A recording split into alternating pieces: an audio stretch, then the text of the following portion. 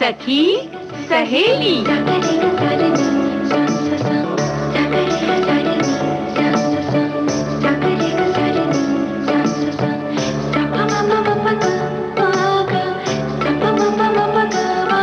सखी सहेली।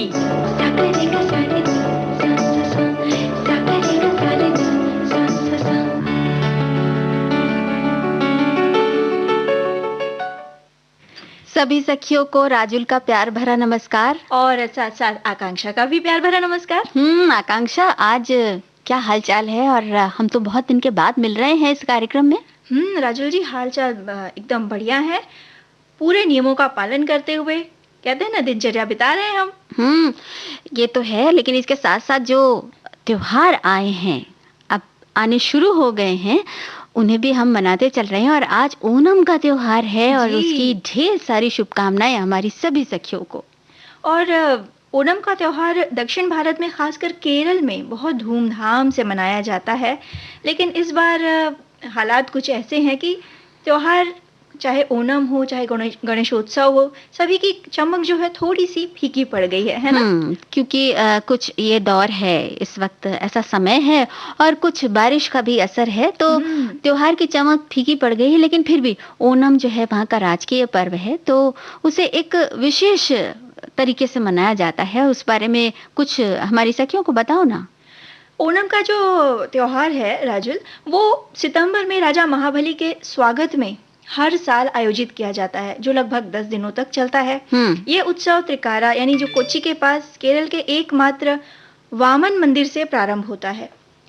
ओणम में, जैसे कि हर त्योहार में घरों में सजावट होती है, साफ सफाई होती है, ओणम में हर घर के आंगन में फूलों की पंखुड़ियों से सुंदर सुंदर रंगोलियां बनाई जाती हैं, जिसे पूकलम कहते हैं। क्या बात है? जो वहाँ की महिलाएं हैं, उन रंगोलियों के चारों तरफ गोलाकार वृत्त बनाकर उल्लास पूर्वक नृत्य करती हैं। क्या तो कितना खूबसूरत उसका दृश्य होता है जब इस तरह से नृत्य करती हुई स्त्रियां, और एक खास तरह के पकवानों की भी खुशबू आती रहती है इस बीच में। ओणम के पर्व पर विशेष रूप से जो पकवान बनाए जाते हैं, और बहुत ही उमंग और उल्लास रहता है चारों तरफ। आपने पकवानों की बात की राजुल, तो दक्षिण भारत का जो ये पाक कला है, दक्षिण भारत की जो पाक कला है, वो तो काफी समृद्ध है। बिल्कुल बिल्कुल। और ओणम के दौरान ही नौका दौड़ जैसे खेलों का आयोजन भी होता है। एक तरह से हम कह सकते हैं कि ओणम एक परिपूर्ण त्योहार है जो सभी के घरों में खुशहाली लाता है। बिल्कुल। और खास बात यह है कि मलयालम कैलेंडर के अनुसार जो थिरुओणम नक्षत्र होता है, उस समय से इसकी पूजा आरंभ होती है और फिर ये आगे तक कई दिन तक चलता है। और इस त्योहार को मनाने का सबसे ज्यादा आनंद तो तब होता है जब साथ में पूरा परिवार एकत्रित होता है, मित्र आते हैं, और इसके साथ ही साथ बहुत सारे लोग, रिश्तेदार, दूर दूर के शुभकामनाएं, संदेश, ये सब जब आते रहते हैं तो ओणम की खुशी जो है वो दुगनी हो जाती है। और साथ ही जब लोग इकट्ठा होते हैं तो घर में पूजा होती है, लोग एक साथ मिलकर गीत गाते हैं और नई फसल की उपज के लिए भी इस पर्व का जश्न मनाते हैं। तो एक तरह से ये त्योहार भी, जैसे कि हमारा भारतवर्ष जो है वो कृषि प्रधान देश है, तो कृषि से ही जुड़ा हुआ है ये त्योहार भी। और फसलों के आगमन की, फसलों के कटने की खुशी में ये त्योहार मनाया जाता है। अब बुराई के समय का एक त्योहार हम इसे कह सकते हैं। और इस त्योहार के साथ जो एक नया वर्ष भी शुरू होता है, ऐसा माना जाता है। तो आज से नया वर्ष भी शुरू हो रहा है केरल में खास तौर से, तो उसकी भी बहुत सारी शुभकामनाएं एक दूसरे को देते हैं। और उसके बाद हम खूब सारा उत्साह मनाते हैं, गीत गाते हैं। और गीत की बात चली है तो गीत सुनते भी हैं।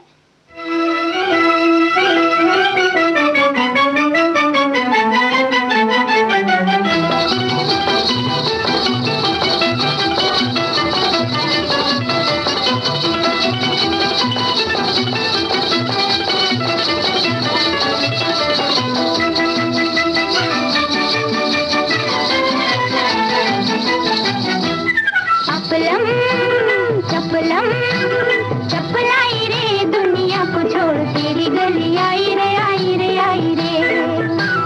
अपलम चपलम गली आई रे आई रे आई रे, वो दुनिया को छोड़ तेरी गली आई रे आई रे आई रे।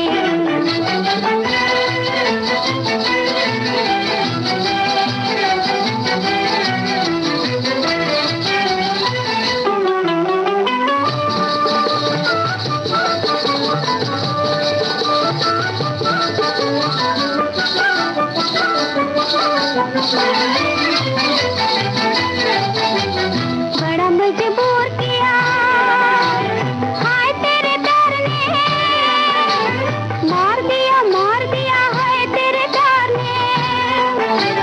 बड़ा मजबूर किया हाय तेरे प्यार ने, मार दिया हाय तेरे प्यार ने।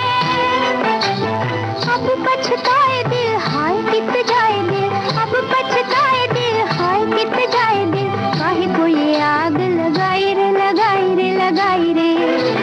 अपलम चपलम चपलाई रे, दुनिया को छोड़ तेरी गली आई रे आई रे आई रे, वो दुनिया को छोड़ तेरी गली आई रे आई रे आई रे।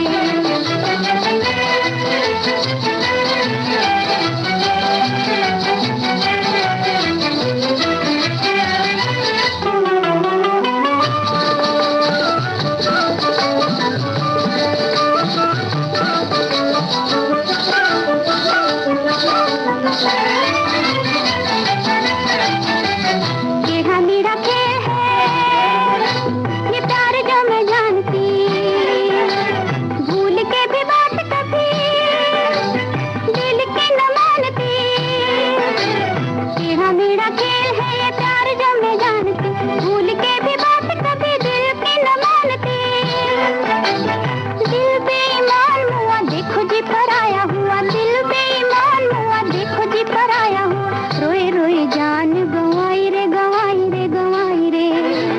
अपलम चपलम चपलाई रे, दुनिया को छोड़ तेरी गली आई रे आई रे आई रे, वो दुनिया को छोड़ तेरी गली आई रे आई रे आई रे।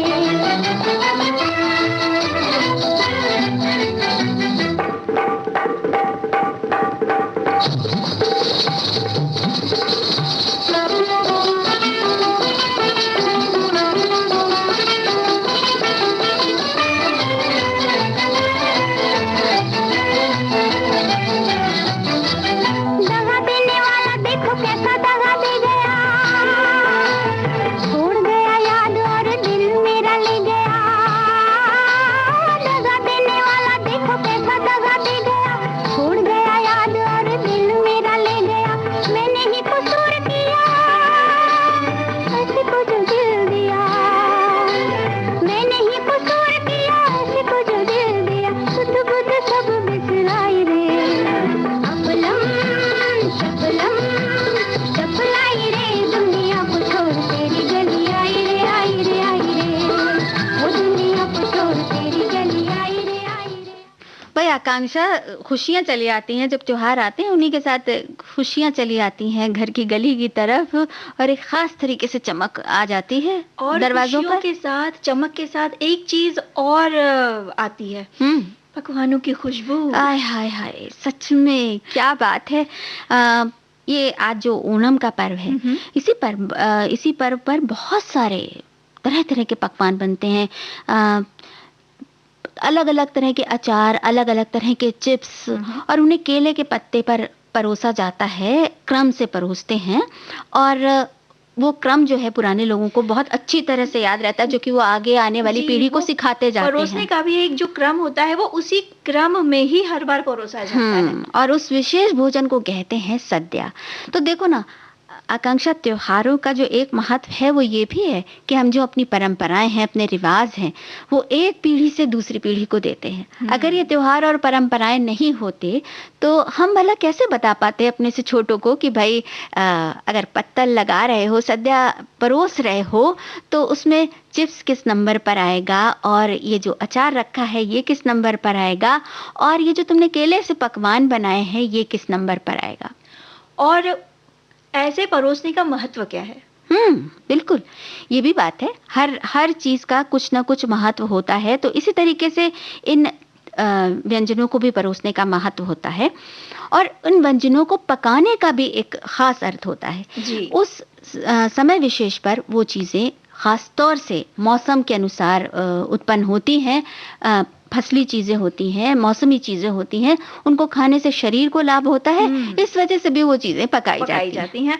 और राजुल देखें तो पूरे भारतवर्ष में अलग अलग जगहों पर अलग अलग जो त्योहार होते हैं, उन अलग अलग त्योहारों के जो पकवान होते हैं वो भी खास होते हैं, अलग अलग तरह के होते हैं और अलग अलग सामग्रियों से बनते हैं। हाँ बिल्कुल, अलग अलग तरह की सामग्रियां होती हैं। अब जैसे कि कल अनंत चतुर्दशी में अलग तरह के पकवान बनेंगे, आज ओणम में अलग तरह के पकवान बन रहे हैं और इन सभी पकवानों के पीछे एक जो भारत का उत्सवी पक्ष है वो एकदम उजागर हो जाता है। और आप पकवानों की बात कर रही हैं, खासकर दक्षिण भारतीय पकवान जो होते हैं, आपने याद दिलाया तो मुझे याद आया राजू। और मेरे मुंह में पानी भी आ रहा है। खासकर नारियल के तेल में बनाए जाते हैं वो, चाहे चिप्स हो या कोई और पकवान हो, तो उनका जो स्वाद होता है ना वो एकदम अलग होता है, बिल्कुल अलग। उत्तरी भारत में जो पकवान बनते हैं उनमें अधिकतर मूंगफली का तेल या सरसों का तेल इस्तेमाल करते हैं। दक्षिण भारत में जो पकवान बनते हैं उसमें सिर्फ और सिर्फ नारियल के तेल का इस्तेमाल होता है। हाँ, बहुतायत से होता है और उसका एक अलग ही मिजाज और अलग ही खुशबू और अलग अरोमा होता है। मतलब उसको खाने का ही एक अलग होता है। जैसे ओणम का त्योहार है, ये चाय, अदरक, काली मिर्ची, ये जो फसलें हैं इनके तैयार होने की का समय होता है ये, और उसी खुशी में लोग झूमते हैं, गाते हैं और वैसे ही धूमधाम से त्योहार मनाते हैं। वैसे एक बात तो है कि हर त्योहार जो है वो किसी न किसी विशेष व्यंजन से जुड़ा हुआ है। सही बात है। अब इसके बाद जब फिर से त्योहार शुरू होंगे, जैसे अभी नवरात्र शुरू होगा, उसके अलग व्यंजन होंगे, तो ये जरूर है कि इस तरह से अलग अलग तरह के खाने जब रसोई में पकते हैं, उन्हें पकाकर अलग अलग तरह से सेलिब्रेशन करके, जैसे ओणम के त्योहार में नृत्य होते हैं, शेर नृत्य होते हैं, कुचिपुड़ी नृत्य होता है, अलग अलग तरह के नृत्य होते हैं। ऐसे ही जब अभी नवरात्र आएगा तो डांडिया शुरू हो जाएगा, गरबा शुरू हो जाएगा। तो ये नाच के, गा के और खा पी कर ही हम भारतीय अपने उत्सवी पक्ष को उजागर करते हैं और अपने अंदर का जो उत्साह रहता है उसे इसी तरह हम बाहर आने देते हैं। और देखिए ना राजुली, जो त्योहार होते हैं वो होते ही इसीलिए हैं कि अपनी रोजमर्रा की भागदौड़ भरी जिंदगी से त्योहारों के दिन तो हम ये थोड़ा वक्त निकालें, अपने परिवार के साथ वक्त बिताएं, थोड़ी खुशी मनाएं, है ना, और साथ साथ गीत संगीत सुने, हाँ, और हंसे, गाएं, झूमे, नाचे। तो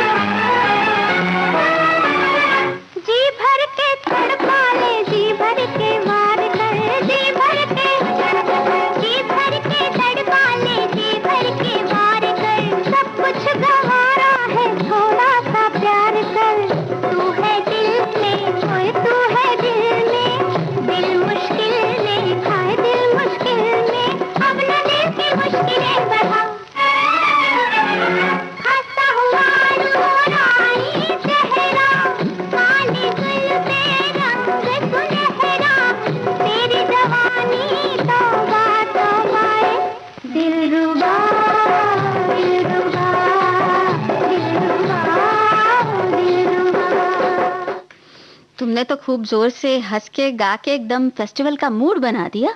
और गाना भी तो कह रहा था ना, हंसता हुआ नूरानी चेहरा। और वैसे ही नूर खिलाया हमारी सखियों के भी चेहरों पर।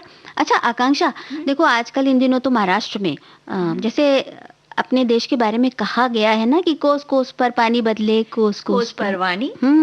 और वैसे ही कोस कोस पर त्योहार भी बदल जाते हैं, लेकिन हर त्योहार कहीं ना कहीं जीवन को खुलकर जीने की जो भावना है उससे जुड़ा हुआ है जी।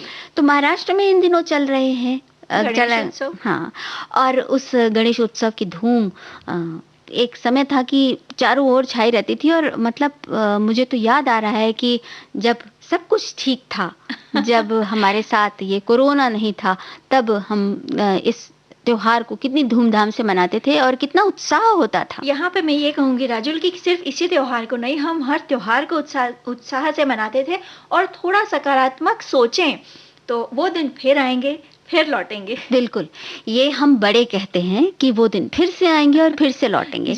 और इसी भावना को कायम रखने के लिए हम ये भी करते हैं कि जैसे अगर कोई त्योहार विशेष आ रहा है तो माँ हैं, बहनें हैं, वो किचन में बराबर उस तरह से रसोई में बैठ के उसी तरह के पकवान बनाना, घर को उसी तरह से सजाना, सब तैयारी वैसे ही करना, और जो शुभ शगुन होते हैं उनका भी उसी तरह से पालन करना, ये सब करती हैं। लेकिन फिर भी कई बार ऐसा होता है ना कि जो छोटे बच्चे होते हैं, नन्हे बच्चे, उनका मन थोड़ा सा बुझ जाता है कि भाई ये क्या त्योहार है, पता ही नहीं लग रहा है। हाँ, कहीं ना कहीं वो कुछ ना कुछ ऐसा लगता है ना कि वो कमी है, वो थोड़ी सी रह जाती है। क्योंकि कि जब समय नॉर्मल था, आजकल तो खैर कोरोना काल चल रहा है, तो बाहर ना निकलना ही बेहतर है।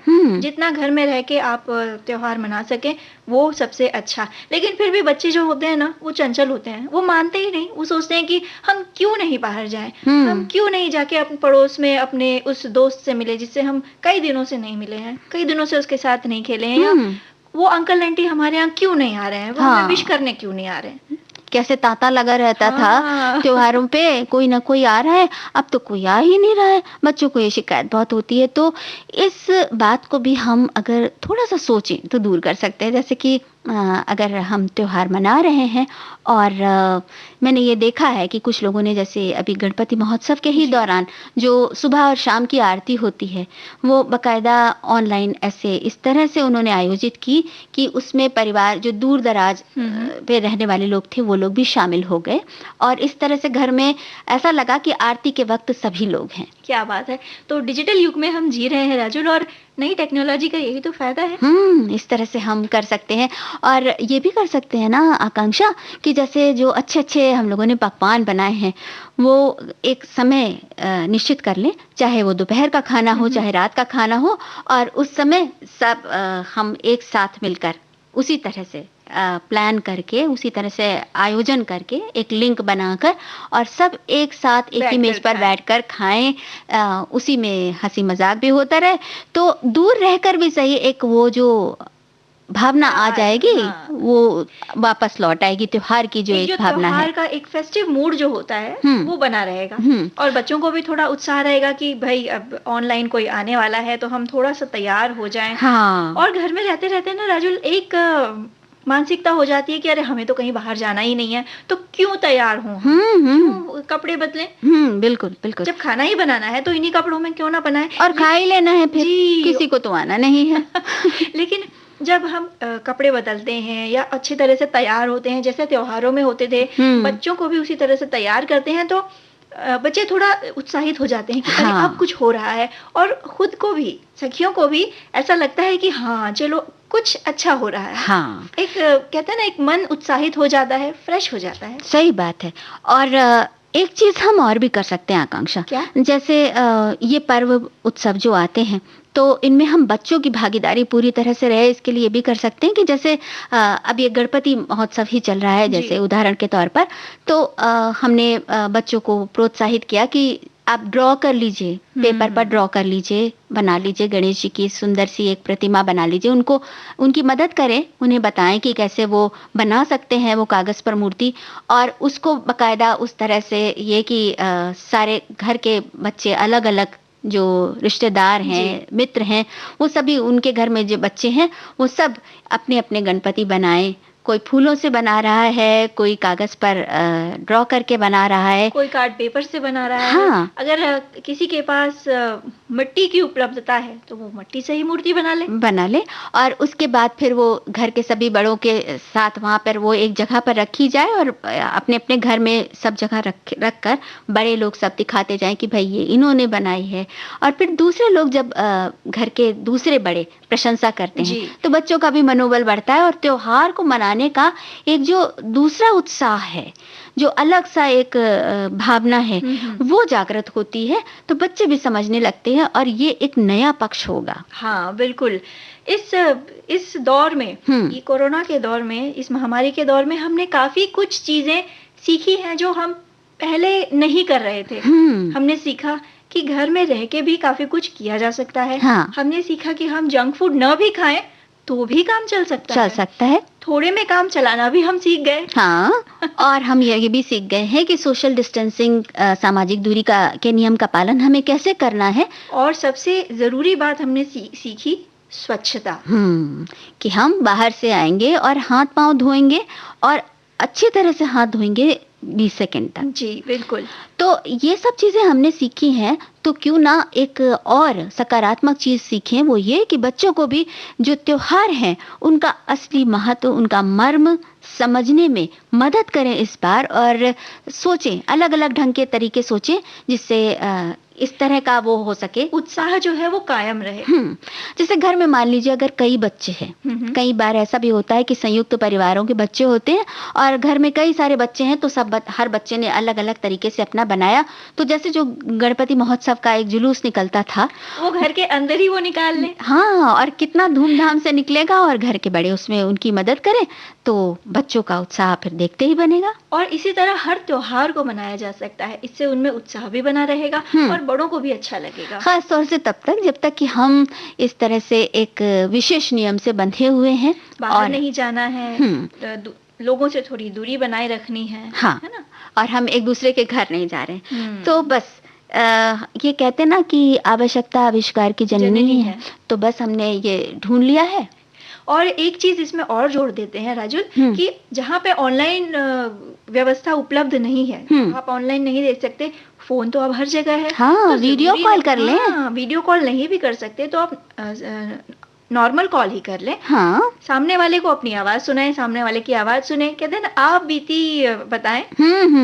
और कम से कम एक दूसरे से हम फोटो तो साझा कर ही सकते हैं कि अच्छा देखो, गुड्डू ने ये बनाया है, चुन्नी ने वो बनाया है, मुनिया ने वो बनाया है और वेद ने ये बनाया है। इस तरह की अलग अलग चीजें हम साझा कर सकते हैं। तो काफी कुछ हम सीख रहे हैं और आगे भी सीखते रहेंगे और बच्चों को सिखाते रहेंगे और अब झूमते गाते रहेंगे।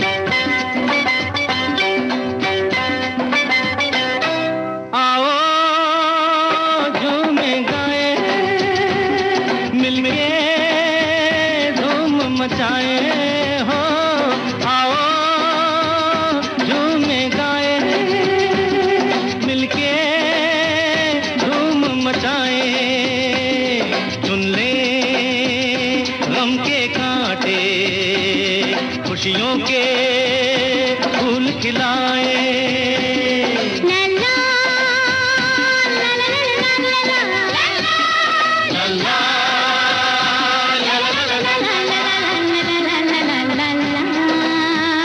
ये मिट्टी चमके ऐसे, चमके रे सोना जैसे। ये मिट्टी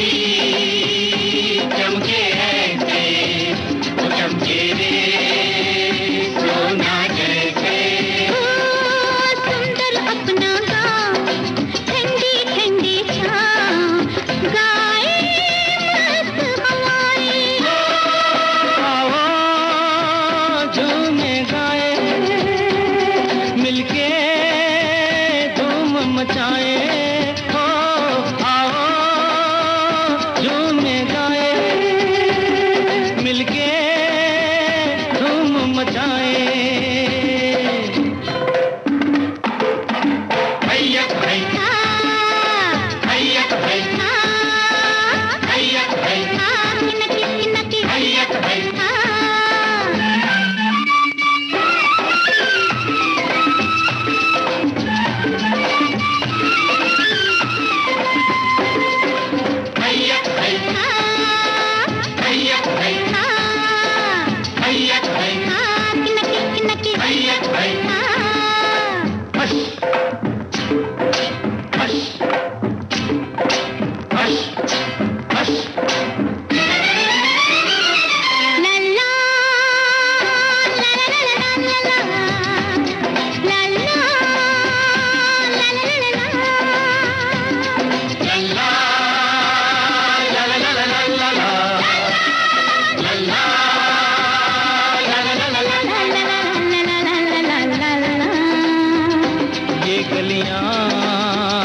जग से न्यारी ये गलियां प्यारी प्यारी, ये गलियां जग से न्यारी, ये गलियां प्यारी प्यारी। ऐसी है ये बस्ती, इस बस्ती में परदेसी आए तो ना जाए। आओ झूमे गाए, मिलके धूम मचाए हो, आओ झूमे गाए, मिलके धूम मचाए।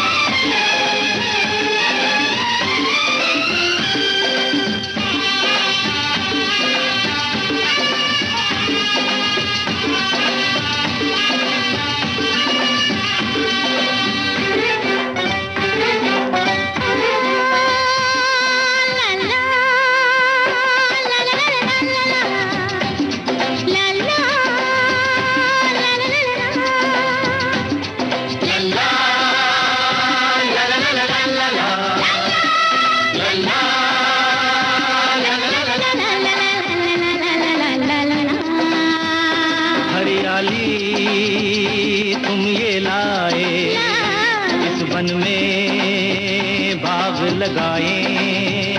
हरियाली तुम ये लाए, इस वन में बाग लगाए। कितने दिन हम तरसे, झिमझिम सावन बरसे, छाए काली घटाएं। आओ झूमे गाए, मिलके धूम मचाए हो, आओ झूमे गाए, मिलके धूम मचाए। सुन ले गम के कांटे, खुशियों के फूल खिलाए। ला ला ला ला ला ला ला ला ला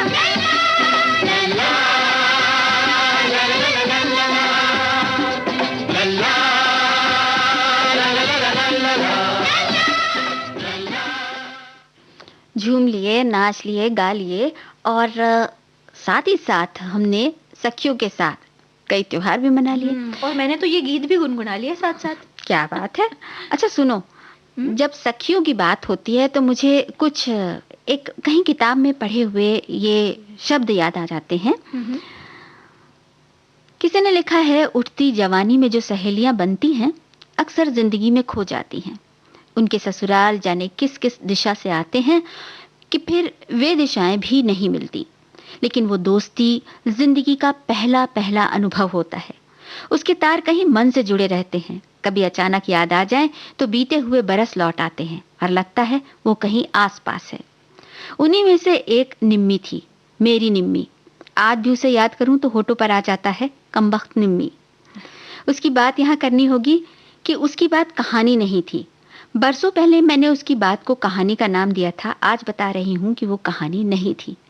ये शब्द हैं जानी मानी लेखिका, हिंदी साहित्य की एक बहुत ही प्रतिष्ठित रचनाकार अमृता प्रीतम जी के।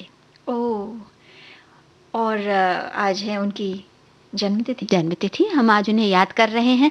तो आकांक्षा बताएंगी कि अमृता प्रीतम जी के बारे में कुछ उन्होंने भी बहुत अच्छी बातें ढूंढी हैं। अमृता प्रीतम जी का जो जन्म है वो 1919 में गुजरावाला पंजाब में हुआ था। उनका बचपन लाहौर में बीता और शिक्षा भी वहीं हुई। किशोरावस्था से उन्होंने लिखना शुरू किया तो कई कविताएं, कहानी और निबंध उन्होंने लिखी। कुल मिलाकर लगभग 100 पुस्तकें उन्होंने लिखी हैं राजुल, और जिनमें सबसे चर्चित रही है उनकी आत्मकथा रसीदी टिकट। और पुरस्कारों की बात करें तो सन 2004 में उन्हें पद्म विभूषण से सम्मानित किया, सन 1969 में पद्मश्री से, 1956 में साहित्य अकादमी पुरस्कार, उसके बाद 1982 में उन्हें भारतीय ज्ञानपीठ पुरस्कारों से सम्मानित किया गया। इसके अलावा और भी कई पुरस्कार हैं। लंबी फेहरिस्त है और वो बहुत ही कहते हैं ना कि उनके प्रशंसकों की भी एक लंबी फेहरिस्त। और जैसे पुरस्कारों की ये जो लंबी लिस्ट है, वैसे ही उनकी जो रचनाएं हैं उनकी भी एक लंबी लिस्ट है। सच में। तो आपने भी पढ़ा होगा और हमारी सखियों ने भी इनकी कई रचनाओं को पढ़ा होगा। जैसे पिंजर पर तो फिल्म भी बनी और पिंजर के बारे में बहुत साल पहले उन्होंने जब लिखा भी नहीं था ये उपन्यास, तब उन्होंने कहा था किसी से कि कोई भी पूरो अगर घर लौट आए तो समझ लेना मैं लौट आई। और फिर बहुत साल के बाद वो उपन्यास आया और तब समझ में आया कि उनकी तो कोई कुछ घटनाएं उनके दिमाग में, उनके जहन में, यही पता लगता है कि एक रचनाकार के जहन में कब से पकती रहती हैं और अचानक एक दिन पता लगता है कि हाँ किसी रचना के रूप में आ जाती हैं। और उनकी अगर प्रमुख कृतियों की बात करें तो पिंजर तो है ही, इसके अलावा 5 बरस लंबी सड़क, साथ ही साथ अदालत, कोरे कागज, डॉक्टर देव जी, और सागर और सीपियां, रंग का पत्ता और दिल्ली की गलियां। हाँ, और एक थी अनीता। हाँ, 13वां सूरज। हाँ। अगर हम अभी बताने बैठेंगे ना राजुल तो काफी लंबी लिस्ट हो जाएगी। हमारे कार्यक्रम का जो समय है वो समाप्त हो जाएगा। हाँ, तो क्यों ना ऐसा करें कि हम कुछ एक अंश उनको पढ़कर सुना दें अपनी सखियों को। बिल्कुल। बहुत दिन हुए उनकी इस रचना में से कुछ अंश सुनाते हैं। दुनिया की बेशुमार कहानियां हैं जो दिलों में क्या गुजरती हैं उसका कुछ अता पता देती हैं, लेकिन जाने और कितनी जवानियां हैं जो घरों की दीवारों से लगकर रोती हुई हरे पत्तों से पीले पत्तों सी हो जाती हैं और दूसरे कान खबर भी नहीं पहुंचती। मैंने जिंदगी में बहुत से दिलों की बात पास बैठकर सुनी या थोड़ी सी दूर खड़े होकर देखी और फिर कई कहानियों में उतारी भी, लेकिन एक घटना थी उन दिनों की जब मैं स्कूल में पढ़ती थी। वहाँ एक सहेली थी, बंती। उस बिलखती हुई को बहुत पास से देखा। वो घटना शायद इस तरह से मेरे भीतर न उतर पाती, लेकिन वह बात एक नया मोड़ काट गई थी। बंती ने अपने भरे हुए दिल से किसी और की पीड़ा पहचान ली, उस रिश्ते में जिस रिश्ते में कभी किसी ने ऐसा होते हुए न सुना होगा न देखा होगा। और इसीलिए वह घटना जब भी याद आती है बेचैन सी हो उठती हूँ। कभी मैंने उस सारी बात को कहानी कहकर संभाल लिया था और कहानी का नाम दिया था एक रुमाल, एक अंगूठी, एक छलनी। लेकिन वो कहानी नहीं थी, उसमें मेरी कल्पना का कुछ भी शामिल नहीं था। ऐसी ही कितनी कहानियां हैं, कितनी रचनाएं हैं जो अचानक सामने आके खड़ी हो जाती हैं जब हम अमृता प्रीतम की बात करते हैं। और अगर उनके लेखन शैली की बात करें तो लगता है जैसे शब्द के चित्र बनते जा रहे हैं। और काफी गंभीर बात को वो जब शब्दों में पिरोती थी ना, तो सामने पढ़ते पढ़ते ही ऐसा लग रहा था दृश्य पटल पर वो सीन उतर आया है। हाँ बिल्कुल। इसी रचना का जो अंतिम हिस्सा है वो अपनी सखियों को पढ़कर हम सुना देते हैं। सुनाइए। छलनी मैंने अभी वैसे ही चूल्हे के नीचे रहने दी है, अगले महीने मेरी माँ हरिद्वार जा रही है और मैंने अपने पति को मना लिया है कि मैं 4 दिन के लिए जाऊंगी।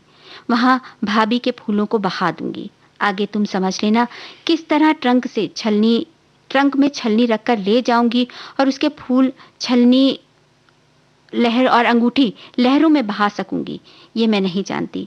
मेरी सहेली, मेरी अपनी सहेली, आज तुम्हें ना लिखूं तो और जाने कितनी बंतों की, ना लिखूं तो ना लिखूं, फिर भी मैंने अपनी यादों को आज ढूंढ ढूंढ कर देखा है। एक सुर्ख रुमाल उनके अंदर संभाल कर रखा हुआ है, चाहे कोई बंती हो, चाहे कोई रूपो, या चाहे कोई और, किसने अपने मन की तहों में कोई रुमाल या कोई अंगूठी नहीं दबाई हुई है।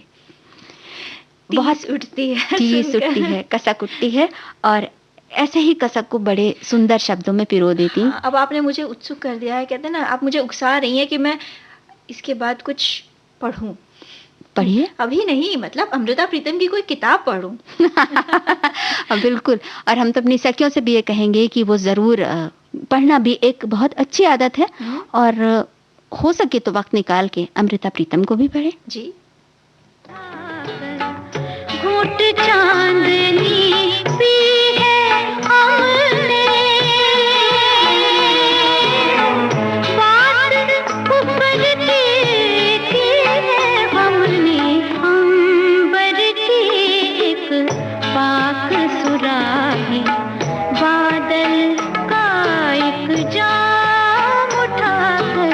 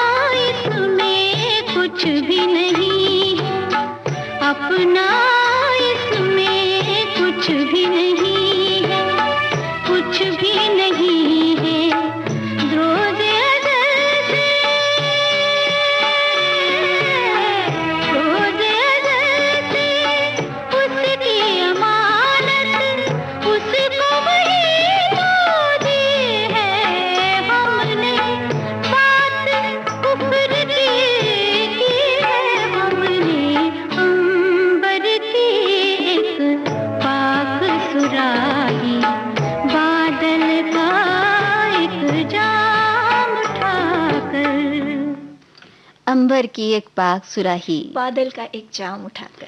अमृता प्रीतम के ही लिखा हुआ ये गीत है और बहुत सुंदर, आशा भोसले जी ने बहुत अच्छी तरह से गाया है। अच्छा सुनो, आकांक्षा, जब ये गाना मैं सुन रही थी और जैसे अभी हम बात कर रहे थे, तो ऐसा कई बार होता है जिंदगी में कि कुछ ऐसी घटनाएं होती हैं हमारे साथ कि वो हमारे मन पर बहुत गहरी छाप छोड़ जाती हैं। कुछ लोग उन घटनाओं के साथ ही पूरी जिंदगी जीते हैं और कुछ लोग उन घटनाओं को एक सबक बनाकर या एक खूबसूरत याद समझकर उन्हें अपने मन के कोने में सुरक्षित कर लेते हैं और फिर आगे बढ़ जाते हैं। ये तो व्यक्ति पर निर्भर करता है ना राजुल, कि पीछे जो बीत गया उसका बोझा लेके आगे चले या उसे अपने मन के किसी एक कोने में, बक्से में बंद करके वर्तमान में जीना सीखे। हाँ, वर्तमान में जीने के लिए भाई वर्तमान में जीना ही मेरे ख्याल से सबसे समझदारी है। हालांकि जो बीत चुका है उससे कुछ ना कुछ सबक लेते रहना चाहिए, लेकिन उन यादों का बोझा लेके आगे बढ़ने से होगा क्या, हमारा जो मन है ना वो खाली नहीं रहेगा, उसमें कुछ ना कुछ तो भरा ही रहेगा। फिर हम नई चीजों को कैसे आत्मसात करेंगे, बताइए? नई चीजों को भी आत्मसात नहीं कर पाएंगे और हमारे चेहरे से मुस्कान खो जाएगी, जो कि भाई बहुत जरूरी है। जी बिल्कुल। जो मुस्कुराहट है वो समझ लीजिए सखियों कि आपके चेहरे का वो हस्ताक्षर है जिसे कोई नहीं बदल सकता। गहना कहेंगी तो सखियां जल्दी समझेंगी। सही बात है, गहना कहें, हस्ताक्षर कहें, उसको कोई हम कॉस्मेटिक का नाम दे दें, कुछ भी कह लें, लेकिन मुस्कान एक ऐसा अनुपम अनमोल तोहफा है जो कि हर इंसान को मिला हुआ है। और ये जब चेहरे पर सजता है तो फिर बाकी की दुनिया सारी उस मुस्कान को ही देखती है। आप कहाँ पर हैं, क्या गुजर कर कहाँ से गुजर कर आए हैं, वो भूल जाते हैं। और नोट करिए, जब आप हंसते हैं ना तो आप अकेले नहीं हंसते, आपके अगल बगल जो व्यक्ति है, आप गुजर रहा है, भले आपको ना पहचानता हो, लेकिन उसके चेहरे पर भी एक हल्की सी मुस्कुराहट तो आ ही जाती है। बिल्कुल, कहा तो जाता है ना कि मुस्कान जो है वो एक तरह का छूत की कंटेजियस है, संक्रामक है। हाँ। अगर आप हंसेंगे और हम उसे हम ये कह सकते हैं कि इसकी मुस्कान की एक आदत लग जाती है, छूत की आदत है। हाँ। जो कि फट से दूसरों को लग जाती है, जैसे ही पास से गुजरे और मुस्कान सज जाए। अच्छा, मुस्कान से ये सब तो होता है, लेकिन सबसे बड़ी बात जो होती है वो ये होती है कि अगर आप मन में थोड़ा सा भी आपके दुख हो, लेकिन उस वक्त अगर आपके होठ मुस्काने के लिए फैल जाए तो मन भी हल्का हो जाता है, थोड़ा सा हल्का हो जाता है और फिर उसी तरह की बातें शुरू हो जाती हैं। तो मैं तो ये कहूँगी कि मुस्काने की बीच बीच में प्रैक्टिस करते रहने चाहिए। जैसे शीशे के सामने हमारी सखियाँ देखती ना तैयार होने के बाद, या बीच बीच में भी कि हाँ कैसे लग रहे हैं, और उस समय देखते समय एक छोटी सी मुस्कान मुंह पर अगर आ जाए तो फिर क्या बात है। जैसे हम कॉस्मेटिक्स लगाते हैं, सौंदर्य प्रसाधन लगाकर देखते हैं ना कि कैसा लग रहा है, अच्छा लग रहा है या नहीं लग रहा है, तो उसी समय एक छोटी सी मुस्कान भी अपने चेहरे पर लाइए और फिर देखिए कैसा लग रहा है आपका चेहरा। बिल्कुल बिल्कुल, ये बात तो है। और इसके साथ साथ एक बात और भी है आकांक्षा, कि जब आप मुस्कुराते हैं तो आप अपने घर वालों को एक संबल दे जाते हैं। जी। क्योंकि कई बार ऐसा होता है, कुछ परेशानियां होती हैं, कुछ मुश्किलें होती हैं, उस दौर में भी अगर आप मुस्कुरा रहे हैं और दूसरों का मनोबल बढ़ा रहे हैं, तो फिर जो हर घर का हर सदस्य है वो अपने अपने अंदर की खूबियां और वो क्या कर सकता है, क्या क्षमता है उसकी, वो ढूंढने लगता है। और उस कठिन परिस्थिति है, उसमें से निकलने का कोई ना कोई रास्ता जरूर मिलेगा। बिल्कुल, तो इसलिए मुस्काना बहुत जरूरी है। हाँ, और संगीत भी जरूरी है।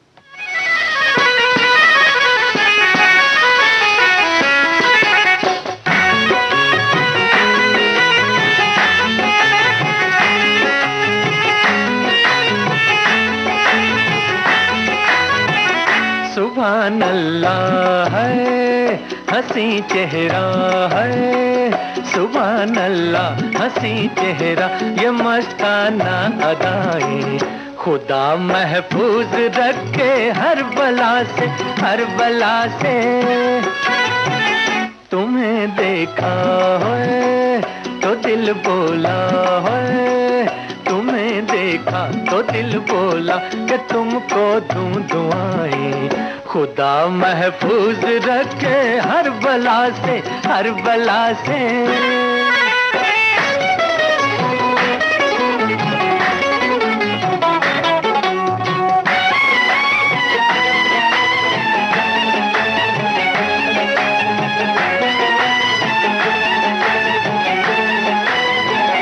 करे पूजा जमाना जिसकी वो तस्वीर हो तुम, मिला करती है जन्नत जिससे वो तकदीर हो तुम, मिला करती है जन्नत जिससे वो तकदीर हो तुम। कमर पतली है, नजर बिजली है, कमर पतली नजर बिजली है, जुल्फें या घटाएं खुदा महफूज रखे हर बला से, हर बला से।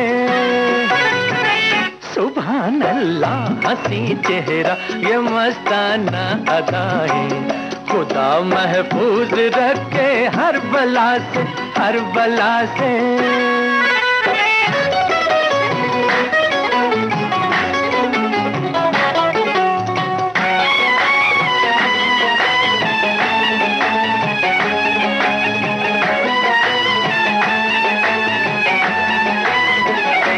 जाने किसकी किस्मत में है मुखड़ा चांद सा ये, न जाने किसके घर चमकेगा टुकड़ा चांद का ये, न जाने किसके घर चमकेगा टुकड़ा चांद का ये। इजाजत हो है तो फिर हम भी है, इजाजत हो तो फिर हम भी मुकद्दर आजमाए। खुदा महफूज रखे हर बला से, हर बला से। सुभान अल्लाह हसी चेहरा ये मस्ताना अदाएं, खुदा महफूज रखे हर बला से, हर बला से।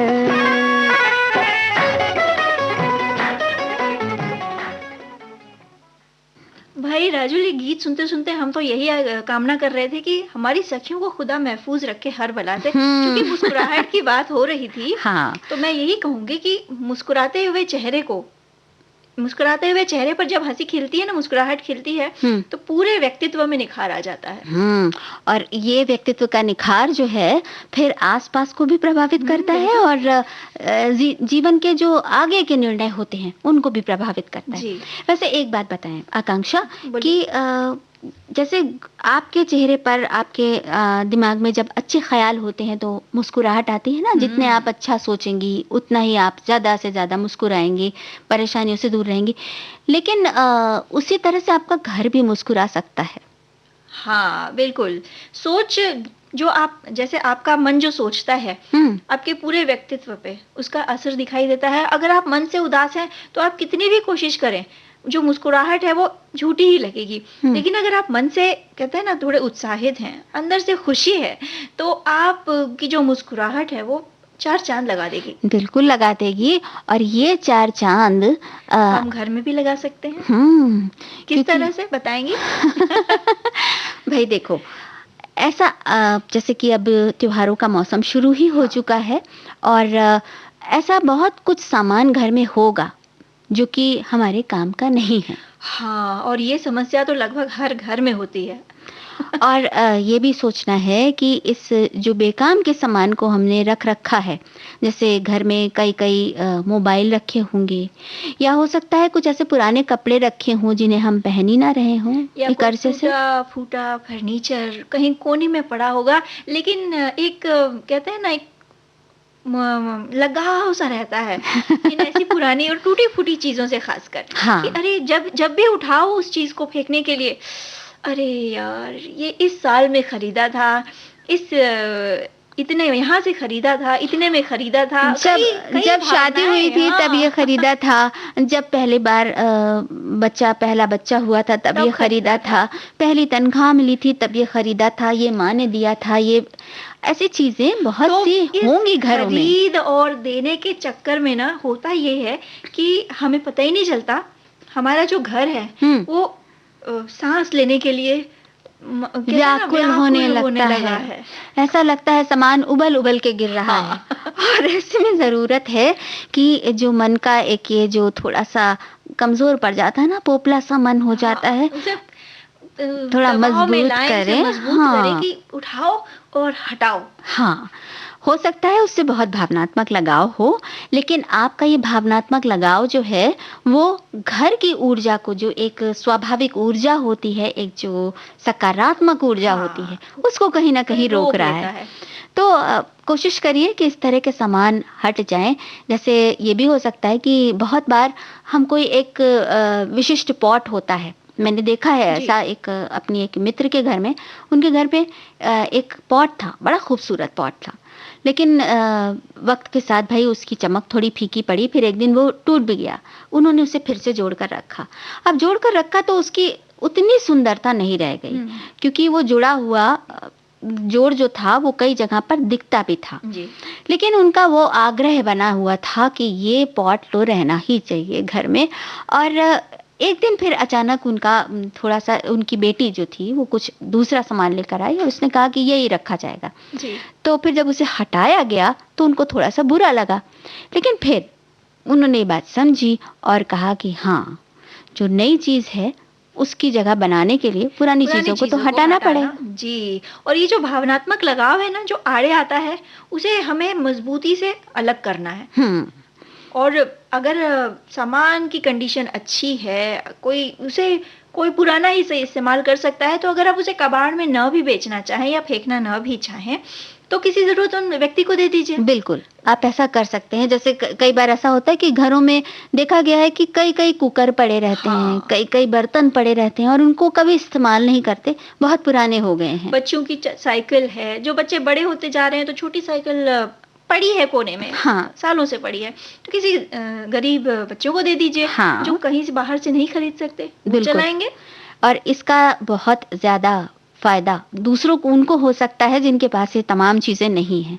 तो एक बार उनके बारे में भी सोचें और ये कोशिश करें कि जो हमारे पास है वो दूसरों के पास भी किस तरह पहुंच सकता है, यानी कि मुस्कान। और यकीन मानिए, ये करने के बाद आपका घर भी मुस्कुराएगा और अंदर ही अंदर आपको धन्यवाद देगा कि हाँ, अब मैं हल्का महसूस कर रहा हूँ। हाँ, और घर वाले भी तो मुस्कुराएंगे ना। हाँ, बिल्कुल।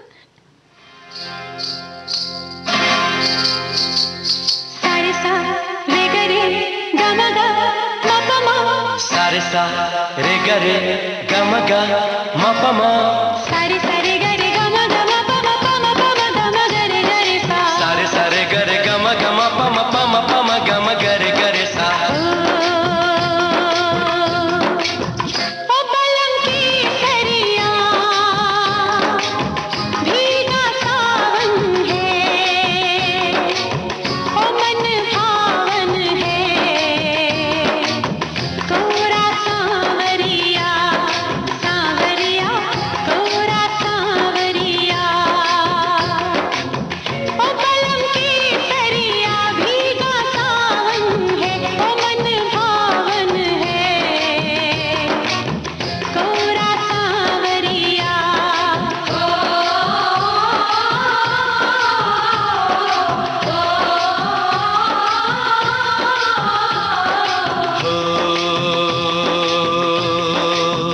बेला चमेलिया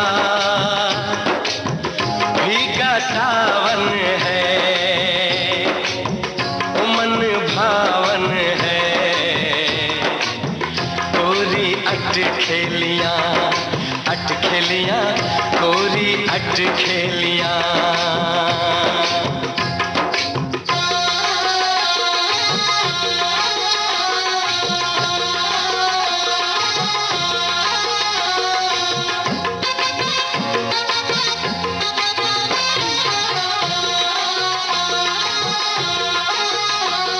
नजरिया जो बाजी तो सब कुछ हम समझे, और उनके ख्यालों में ऐसे हम उलझे, ऐसे हम उलझे। नजरिया जो पाची तो सब कुछ हम समझे और उनके ख्यालों में ऐसे हम उलझे। जल बिन छल के जैसे गगरिया, जल बिन छल के जैसे गगरिया। हो पलंग की सरिया भीगा सावन है, ओ मन भावन है, कोरी अटखेलियां कोरी अटखेलियां।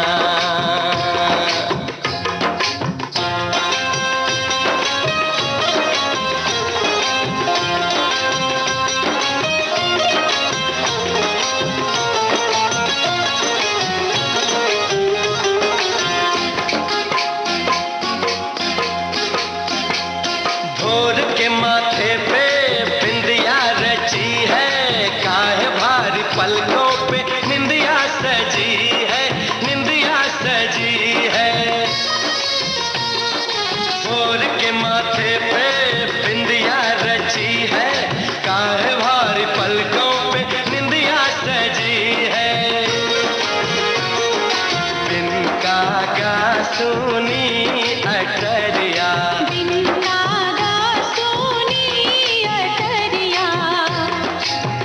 बेला चमेलिया भीगा सावन है, ओ मन भावन है,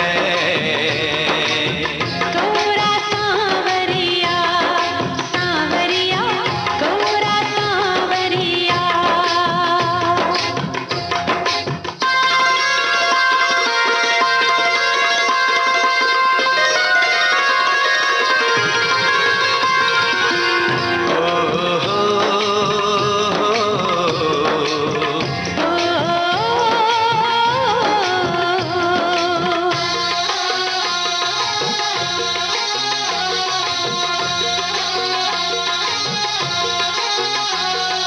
बिछुआ जो काटे बलमवा से बोलूं, बलमवा जो ठाड़ी तो इतूत में डोलूं, इतूत में डोलूं। बिछुआ जो काटे बलमवा से बोलूं, बलमवा जो ठाड़ी तो इतूत में डोलूं। बिन बदरा के चमके बिजुरिया, बिन बदरा के चमके बिजुरिया, हो बलम की दरिया, भीगा सावन है, ओ मन भावन है, तोरी बावरिया, बावरिया, तोरी बावरिया, ओ बलम की दरिया, भीगा सावन है, ओ मन भावन है, तोरी बावरिया, सांवरिया, कोरा सांवरिया। बावरिया, तोरी बावरिया। तो आकांक्षा, हम आज त्योहारों की बात करते करते कहाँ तक आ पहुँचे, और हंसते हंसते अब हम कार्यक्रम के आखिरी पड़ाव पर आ और गए मैं हैं। ये कहने जा रही थी राजुल, हंसते हंसते और झूमते झूमते अब बस झूमना बंद करिए क्योंकि ये समय समाप्त होने को है। हाँ बिल्कुल। तो अब सखियों से लेनी होगी इजाजत। आप सभी को राजुल और आकांक्षा का नमस्कार।